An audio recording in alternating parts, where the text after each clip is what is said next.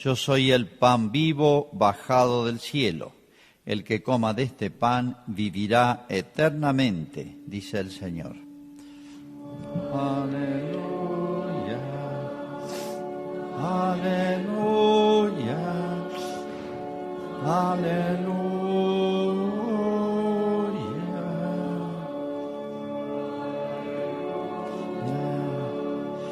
aleluya, aleluya.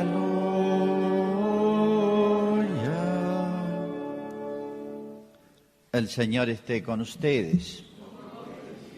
Evangelio de nuestro Señor Jesucristo según San Juan. Jesús dijo a los judíos: yo soy el pan vivo bajado del cielo. El que coma de este pan vivirá eternamente, y el pan que yo daré es mi carne para la vida del mundo. Los judíos discutían entre sí diciendo: ¿cómo este hombre puede darnos a comer su carne? Jesús les respondió: les aseguro que si no comen la carne del Hijo del Hombre y no beben su sangre, no tendrán vida en ustedes. El que come mi carne y bebe mi sangre tiene vida eterna, y yo lo resucitaré en el último día. Porque mi carne es la verdadera comida y mi sangre es la verdadera bebida. El que come mi carne y bebe mi sangre permanece en mí y yo en él. Así como yo, que he sido enviado por el Padre, que tiene vida, vivo por el Padre, de la misma manera el que me come vivirá por mí. Este es el pan bajado del cielo, no como el que comieron sus padres y murieron. El que coma de este pan vivirá eternamente. Es palabra del Señor. Sí, Señor Jesús.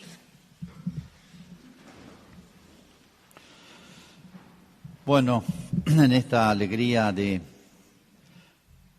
que nos dieran permiso para unirnos y participar de la misa en vivo, no online. Es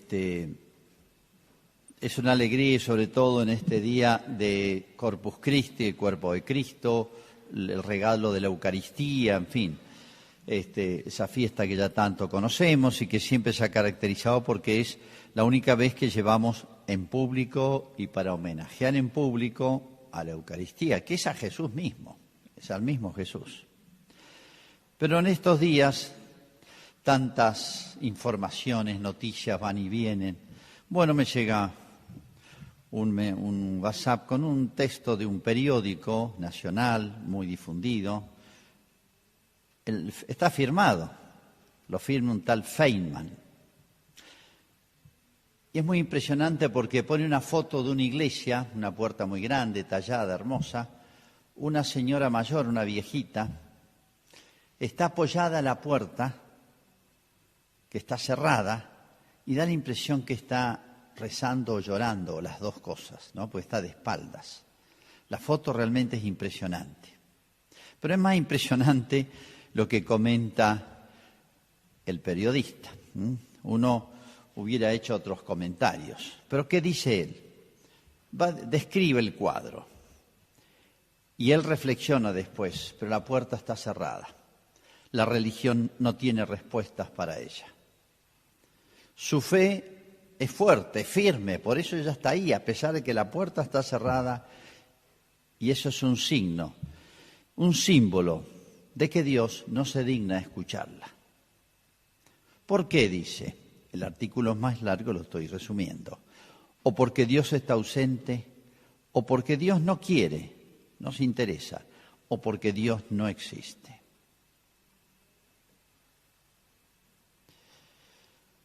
Y finalmente termina el artículo diciendo, hablando de la pandemia, por la cual la señora esta va allá a rezar, a pedir, y se encuentra la puerta cerrada, dice: esta pandemia no la va a arreglar Dios. Venceremos el virus, no con la bondad divina, sino con la ayuda de la tecnología, la ciencia moderna.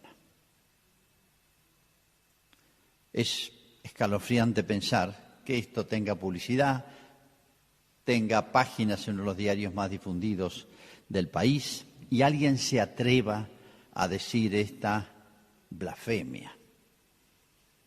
Le da lástima a la viejita. A mí me admira la viejita esta, me admira profundamente. Me da lástima a él que escribió estos disparates o estas blasfemias. Bueno, hay de todo. Dios nos perdone estos personajes. Pero la humanidad aprendió de sobra. Es que significa, o si quiere, aprende de sobra. Tiene la pedagogía divina, se excedió en manifestaciones de lo que iba a significar esto tan misterioso. Fíjense que todos los pueblos antiguos, y esto es muy importante para mostrar y para significar por contraste lo que significó el cristianismo cuando llegó al mundo, frente a todas las religiones que existían, miles. Cuando llegó Cristo existía cada pueblo con su religión. Bueno, cito un episodio nomás. Las famosas vestales en Roma, el gran imperio romano, en sus religiones que ellos habían elaborado, a sus distintos dioses, tenían muchos, bueno, en el centro del foro romano, que era, por así decir, la plaza pública donde estaban los templos y donde estaba la vida política y pública, etcétera. El foro era el lugar central de la gran ciudad de Roma, admirable ciudad de Roma. Había una pira enorme, tenía como 5 metros de diámetro, con no sé qué combustibles, aceites, y ardía fuego todo el tiempo. Ese fuego significaba, por un lado, el homenaje de los hombres a los dioses, sobre todo los dioses protectores del Imperio Romano. Y por otro lado significaba la presencia de Dios, las dos cosas. Y había un grupo de mujeres consagradas, nada que ver con nuestra religiosa, porque era antes de Cristo esto, que estaban dedicadas, entre los 15 y 30 años, de las familias más nobles, se dedicaban a alimentar el fuego día y noche, por turnos. Y tenían toda una especie de convento, se llamaban las vestales. Iban por la calle vestidas de blanco, tenían un hábito y todo. Las vestales tenían que mantener el fuego sagrado, porque si se apagaba ese fuego, ellos decían, los dioses abandonan Roma. Entonces había una preocupación, y no cualquiera podía alimentar ese fuego, no era una persona a sueldo, sino que tenía que ser una persona consagrada a Dios. Fíjense cómo los antiguos paganos, antes de Cristo, fuera del cristianismo, etcétera, concibieron algo a oscuras, como dice San Pablo, a tientas oscuras, pero percibieron de que el hombre solo no lo puede todo, que necesita la ayuda de Dios y que a Dios hay que ofrecerle algo externo, sensible, como hacemos en tantas otras cosas, ¿no? Homenajeamos a nuestros próceres o a nuestros seres queridos como a nuestros padres. Con más razón a Dios. Lo percibieron los antiguos. Y los modernos, estas especies, creen que es un gran adelanto esos disparates que dice ahí. Pero bueno, vamos al pueblo de Israel. En la primera lectura se ha hecho referencia a un episodio que hace referencia a la Eucaristía. El maná. ¿Qué era el maná? Viendo un poquito la historia de Israel, el pueblo de Israel lo funda Dios, arranca con una familia, la de Abraham, unos 1900 años antes de Cristo. O sea, están más cerca de Cristo de lo que estamos nosotros estamos 2000 años. Bueno, esa familia tuvo que irse a vivir a Egipto, que era otra nación, un imperio muy grande, por necesidades. Se van a vivir ahí, pasan 400 años, se multiplican. Hasta que Dios inspira a Moisés, el famoso Moisés, para que saque al pueblo porque le va a dar su tierra. Bueno, en el largo peregrinar, porque había que transcurrir por unos desiertos, una distancia, no había comida, son desiertos, y el pueblo se queja, eran muchos, y Dios le manda un regalo, un milagro, se llamaba el maná. Se levantaban a la mañana y en unos arbustitos que eran casi de un yuyo, tendrían 30 centímetros, no llega a ser un arbusto, estaban como enganchados, como si fuese como una espumita, digamos, pero era un alimento, que, llamémosle en términos modernos, un polivitamínico. Maná significa, ¿qué es esto? En hebreo. ¿Qué es esto? Entonces los judíos decían maná, maná, y de ahí viene el maná. ¿Qué es esto? Como diciendo, esto es un milagro. Amanecimos, nos encontramos alrededor de nuestras carpas este alimento. Lo sacaban de las ramitas de los yuyitos esos, lo guardaban y con eso comían. Era un alimento con el cual se mantuvieron muchísimos años en el desierto, porque fueron muy lentamente hasta llegar a su tierra. Esto que era más que un milagro, era un signo, un símbolo con el cual Dios, porque ese era el sentido de tantos años del pueblo de Israel, Dios iba preparando, formando, instruyendo con cosas visibles, con cosas experimentables, lo que iba a ser después algo que no se iba a ver. Pues yo les digo, la Eucaristía, si usted la vende afuera, ¿qué es? Un poquito de pan. Se fabrica con harina y agua y se cocina. Pero hay algo que no se ve, que es lo más importante, que es una presencia viva. Pero bueno, con estos milagros, con el cual ellos, fíjense, primero era milagroso, pan caído del cielo, decían ellos, venía de allí, como decir, un milagro. Y era un alimento con el cual se sostuvieron años.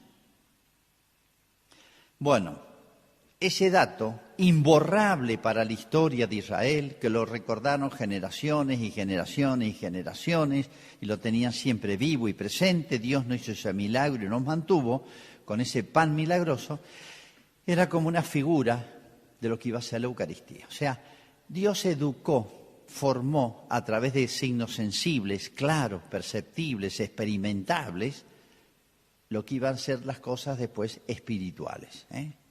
Bueno, eso es toda la historia de Israel. Podríamos seguir la historia de la pedagogía del bautismo, de todos los sacramentos, de la Iglesia, de la persona de Cristo, en fin, todo lo que iba a traer Cristo con su persona y su Iglesia ya estaba en figuras, en hechos históricos, en personajes, en ritos, etcétera, en costumbres, anticipado en lo que se llama el Antiguo Testamento. Bueno, el maná era uno de los signos más importantes. Bueno, el texto que he leído yo en el Evangelio es el capítulo de San Juan, 6, que San Juan estaba ahí y cuenta en detalle todo lo que pasó. Jesús hizo la multiplicación de los panes y de los peces, otro milagro. Todos los judíos recordaron, Moisés nos hizo este milagro también, en la época de Moisés, hace más de 1000 años. Nos hizo este milagro, pero fue imborrable para la historia de Israel. Entonces, bueno, estaban fascinados con Jesús porque les hizo otro milagro, les dio de comer milagrosamente peces y panes. Pero Jesús les quería explicar que iba a ser un milagro más grande con la Eucaristía. No lo entendieron, le discutieron, ¿vieron? Y Cristo les habla y les explica en palabras muy precisas y hermosas lo que iba a ser la Eucaristía. Todavía no lo había instituido, faltaba un poquito, pero iba dando los elementos. Yo soy el pan vivo bajado del cielo. El que coma este pan vivirá eternamente. A alguien que acaba de hacer un milagro, del cual son testigos cientos y cientos de judíos, Jesús después les da un sermón, digamos, un discurso, una conferencia, como quieran llamarlo, y les explica algo misterioso pero real, con la autoridad del que acaba de hacer un milagro. ¿Se animan a discutirle? Le podrían haber dicho, mirá, no entendemos. Si yo hubiera escuchado esto sin saber lo que es la Eucaristía, yo también me hubiera preguntado, esto es medio raro. El que coma este pan y el pan que yo daré es mi carne para la vida del mundo, o se van a comer mi carne, mi cuerpo, mi sangre. Suena un poquito raro, extraño. Pero claro, le hubieran preguntado a Jesús, explicarnos un poquito por qué esto, pero no contradecirlo, la locura. Cristo tenía autoridad, repito, para demostrar que no estaba hablando tonteras. Y lo hubiera explicado, y en la última cena es lo que hizo. Ahí es donde terminaron de entender los apóstoles, que acá tampoco habrán entendido todo, lo que iba a ser la Eucaristía. Pero acá me quedo con la fórmula de Jesús, que es genial, es completa, es poética incluso, en 2 renglones nos dice todo, y creo que es casi una jaculatoria, una pequeña oración que hasta podemos rezar. y la analizo en dos palabras. Yo soy el pan vivo bajado del cielo. Yo soy. No es acá no hay otro remedio que traducirlo al castellano. Pero en hebreo el yo soy significa, estrictamente traducido, significa yo soy Dios. Yo soy el que soy. Cuando Moisés le pregunta quién sos a ese que le hablaba, ¿cómo te llamás? ¿Cómo te defino?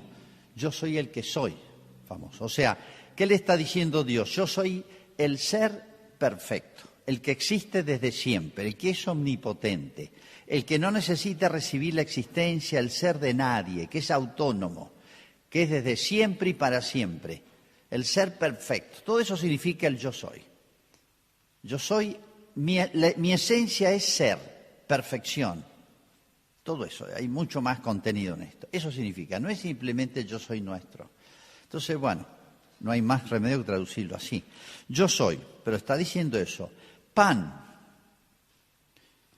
Yo soy pan. Claro, si le hubieran preguntado a Jesús cómo sos pan, ¿qué significa? Bueno, ya lo van a entender, no hubiera dicho Jesús. Dentro de unos meses, esto faltaba poco, ¿no? Lo van a entender. Por ahora, créanme esto que les estoy diciendo. Pero hoy lo entendemos. Yo soy el pan. En la última cena tomó el pan y dijo, esto es mi cuerpo. El pan es para comer. El pan es para comerlo y asimilarlo. Fíjense todo lo que significa eso. Pan vivo, el pan no es vivo. El pan no camina, el pan no se multiplica, el pan es un ser muerto, no tiene vida. Pero este pan es especial. Entonces se puede entender que Cristo está hablando en un lenguaje medio simbólico, un lenguaje metafórico. Pan vivo. Vivo significa que tiene la vida, pero ¿la vida de quién? De yo soy, o sea, una vida infinita, una vida divina. Bajado del cielo. Ese bajado del cielo significa, lo ha dicho Jesús de muchas maneras y consta en los evangelios. Bajado del cielo significa la encarnación. Dios no se mueve, no es que se traslade de arriba en las nubes, abajo. Dios no se traslada de un lugar a otro, está siempre en todos lugares, lo abarca todo. Ese bajado del cielo es una manera de explicarnos a nosotros la encarnación. Al hacerse hombre, se hizo uno de los nuestros, consanguíneo nuestro, ya lo saben ustedes, y compartió nuestra existencia. Es de la misma sangre que nosotros, la misma herencia de Adán, o sea, es familiar nuestro Cristo. Y es verdadero hombre. Eso significa que ha venido, se ha hecho uno de los nuestros. Sin dejar de ser Dios, también es hombre. Y fíjense ahora, el que coma de este pan, no cualquier pan, este especial, vivirá eternamente. La vida eterna es propiedad de Dios. El yo soy, propio de Dios, termina, yo quiero que ustedes participen de esa perfección infinita, ese gozo infinito, esa luz infinita que es Dios. Fíjense el círculo. Dios, que se hace pan y viene al mundo, retorna con nosotros, porque al comerlo lo asimilamos, lo metemos adentro nuestro, lo hacemos parte de nuestro ser, porque eso es la comida y eso es el pan significa todo alimento, para que ustedes vuelvan y retornen. Yo bajé para que ustedes suban y participen, vivirán eternamente. Díganme si en pocas palabras, tan pocas palabras, alguien puede decir más cosas, más sublimes, más perfectas, más profundas, que suponen ya una explicación muy grande. Y después sigue, es casi una explicitación. Y el pan que yo daré es mi carne para la vida del mundo. Aquí hace ver la continuación entre la encarnación, mi carne, mi cuerpo. Carne significa mi ser humano. El verbo se hizo carne, significa humanidad.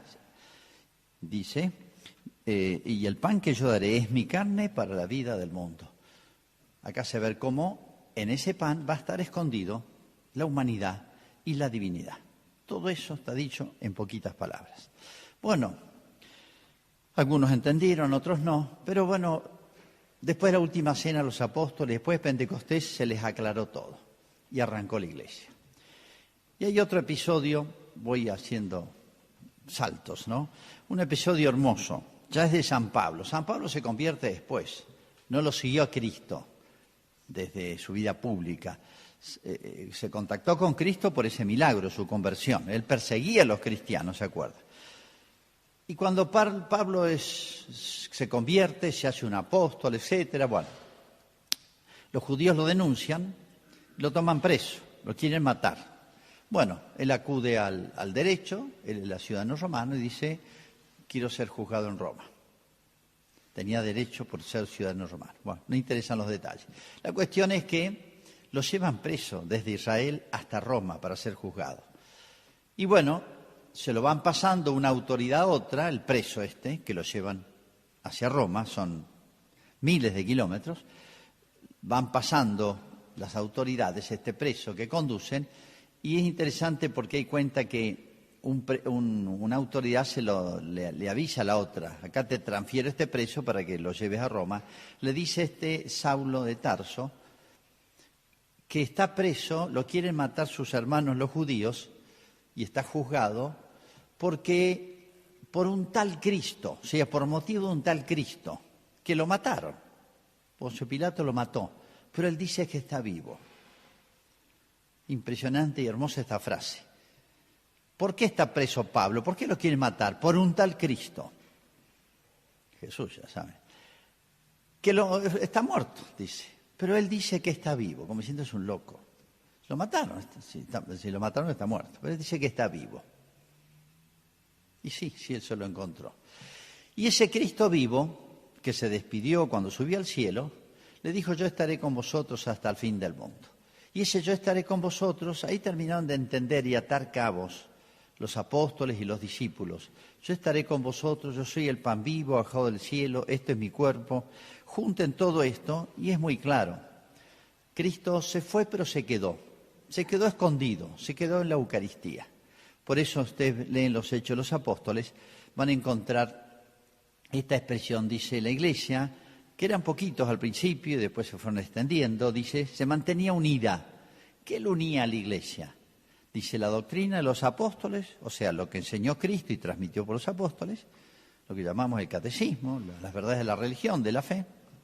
La doctrina de los apóstoles, la caridad, las oraciones y la fracción del pan, la Eucaristía. No es una ocurrencia de esa viejita que se consuela ahí en la puerta de la iglesia, es una realidad viva. San Pablo decía está vivo y dio su vida y después le cortaron la cabeza por ese Cristo, que él decía que estaba vivo. Y esa es la conciencia de la iglesia. Cristo está vivo y no solamente está vivo, resucitó, sino que está vivo y presente en todo el universo, en todo el mundo. Y si por la encarnación vino a su pueblo, Israel, que era chiquito y lo recorrió todo, por la Eucaristía es un invento de Jesús, una institución de Jesús, por la cual se extiende a todo el mundo, a todos los tiempos y a todos los hombres. Pero no solamente se extiende a todos los tiempos y a todos los lugares, porque en este momento se están celebrando misas en millones de lugares y hay millones de hostias y en todo está todo Jesús vivo, sino que también inventó esta manera, quedarse en la forma de pan y no la de un metal que no lo puedo comer. El pan significa todo alimento, el alimento básico que yo puedo comer y asimilar, hacerlo parte mía. Como diciéndome Jesús con ese gesto, con esta institución, quiero meterme profundamente en el propio ser de ustedes, como el alimento se mete y nos mantiene en la vida. Pero no solamente esta vida, después dice, y yo lo resucitaré en el último día. O sea, no solamente nos da la vida eterna para el alma, la Eucaristía no lo sentimos un efecto, un impacto sensible cuando lo recibimos. Después nos daremos cuenta que tiene fuerza porque está Cristo resucitado, Dios y hombre, tiene fuerza de sobra, una hostia que recibamos para darnos la vida del alma eterna y la vida del cuerpo, el día de la resurrección de los muertos. Si cuando resuciten los muertos, nuestros cuerpos resucitarán, se unirán al alma, es justamente efecto, fruto de la Eucaristía. Es una ocurrencia loca de esta viejita. Bueno, así lo vio la Iglesia a través de todos los tiempos. Podría contar infinidad de anécdotas a través de la historia. públicas, sociales, de cómo se ha reverenciado la Eucaristía, la devoción que había en la antigüedad de la Eucaristía, cómo sostenía la vida de los pueblos. Bueno, cuento 2 o 3 episodios nomás. María Goretti, conocen ustedes la historia, 11 años, murió su papá, una familia de 6 hijos creo que eran, pobres, unos campesinos italianos, sanos, esa vida sana del campesino de pueblo. Bueno, trabajaban en un pequeño territorio, una finquita, digamos nosotros. Bueno, y uno que vivía al lado, Alejandro Serenelli, quería abusar de ella, 11 años, y la mayor de la familia tenía que ser medio de mamá, porque la mamá trabajaba también la tierra. Bueno, ella se defiende hasta donde puede, no quiere afligir a la mamá. Bueno, este chico la acusa, la amenaza, perdón. Y ella, aunque tenía 11 años, recién había recibido 4 comuniones. Había hecho la comunión de grande, porque no tenía quien le enseñara el catecismo por todas las situaciones familiares. Estaban como a 5 o 6 kilómetros del templo, de la capilla, tenía que irse caminando. No había quien la acompañara. Así que bueno, ella había recibido 4 comuniones. Cuando este chico la amenaza, no se anima a decirle a la mamá, pero le dice algo que después la mamá entendió. Mamá, quiero ir a la iglesia a comulgar. ¿Pero por qué ahora? Vamos a ir, qué sé yo, tal fiesta importante. No podían ir todos los domingos. No, mamá, quiero comulgar. Pero no le sacaba el porqué. Después entendió. Cuando el chico la amenazaba y no tenía padre porque era huérfana y la mamá no la quería afligir porque tenía 1000 problemas, una criatura chiquita, trabajaba, no les daba para comer y todo, no quiso afligir a la mamá. Entonces, ¿cuál fue instintivamente esta niñita la actitud? ¿Cuál fue la reacción? Mamá, quiero ir a recibir la comunión. La va a recibir, pero va a ser el viático, antes de morir.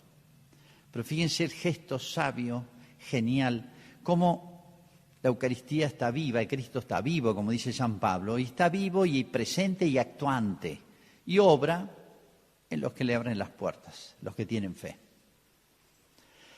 Bueno, el chico después no solamente la amenaza, sino le da 14 puñaladas, obviamente mortales.